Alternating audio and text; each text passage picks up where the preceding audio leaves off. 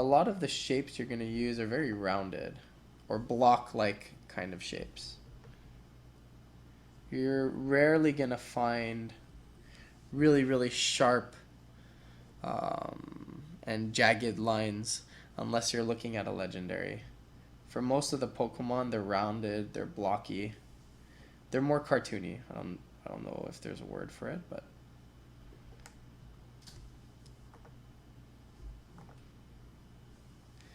anyways, I have my mustache thing and I have my spikes. And now with the eyes. So I kind of like how Magikarp and Feebas have these really derpy, empty eyes. So I'm going to kind of do the same thing. Give him like these big, dumb looking eyes. And then I'm going to kind of follow this same pattern on the body, but change it up a bit, make it a bit more cartoonish. So I think maybe something like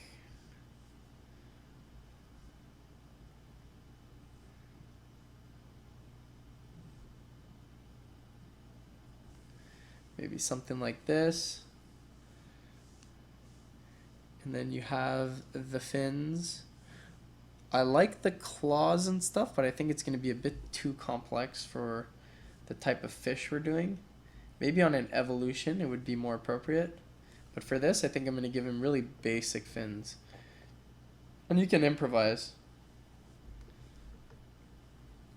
For example, I'm just going to do something like this. And then give it a little pattern that matches his body. Maybe something like this. Okay. So it's kind of coming together. One thing that's missing would be the tail. Now I'm looking at the original design. Not sure if I'm going to do the same kind of tail. I think what I will do is... Here you're just improvising. I'm just doing whatever I think is going to look cool.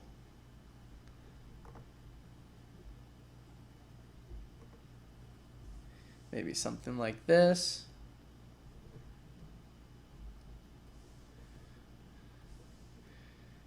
And you know what? This spike is kind of too close to the tail.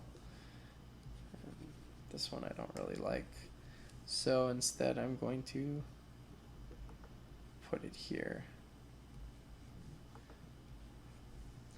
And I'm putting it on a slant now to make it look like he's kind of swimming, so it's being moved. And then I'm going to add a bit more detail. So I'll try to do the line art so that when I color it, I can get some form of orange, white, and dark gray coloring as well. So always keep in mind how your drawing is going to look like once it's colored. Keep in mind the patterns that will evolve as the Pokemon evolves. For example, if you look at a Bulbasaur that has a bulb, evolves into Ivysaur where the flower is blooming. It's getting bigger and bigger as he evolves. So you want to basically do that same, or you want to think in the same way when you're drawing Pokemon that have evolutions. You want to keep in mind what they're going to look like and how their body shapes are going to progress. Alright, so let's get back to this tail. I am just going to really do anything right now. Something like this. Maybe this will be gray, dark gray. And maybe this will be that kind of see-through color. Anyways. So, this is a really rough sketch of taking a animal like this and transferring it or creating it into a Pokemon like this. And then you can go in and do more details. For example, the little nose thing like that if you want to add. I think simple is good. I wouldn't go crazy with details, especially in Pokemon. Unless you're doing really complex evolutions, mega evolutions, or legendary Pokemon, you don't need all the details. In fact, this is more than enough.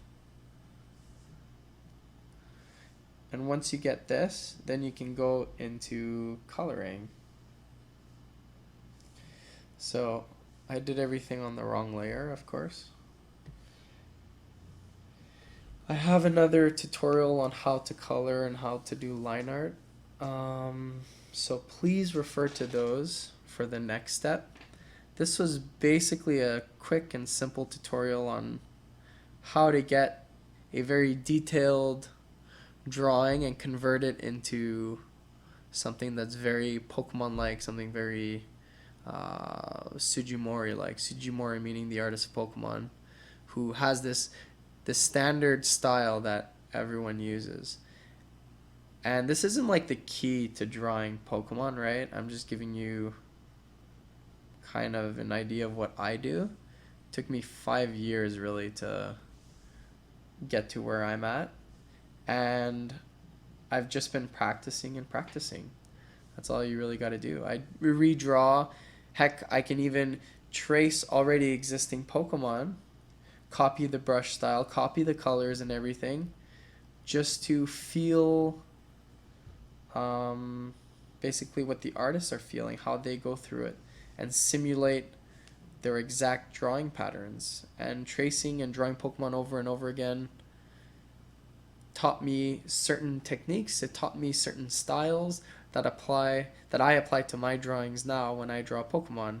So this becomes now natural for me when I convert something to a Pokemon, because I kind of know where things go and how symmetrical it has to be, and some of the patterns that I can throw onto the Pokemon, and it becomes an improvisation thing. I just improvise now. I draw as I go, and yeah, I mean, if you have any questions, feel free to leave a comment below. I definitely like to see any of your drawings. If you guys have drawings and use this tutorial, then please post them below. If you thought this YouTube video was useful at all, leave a like and subscribe if you want to see any more videos like this, any tutorials or speed paint drawings. Alright, thanks a lot. Bye.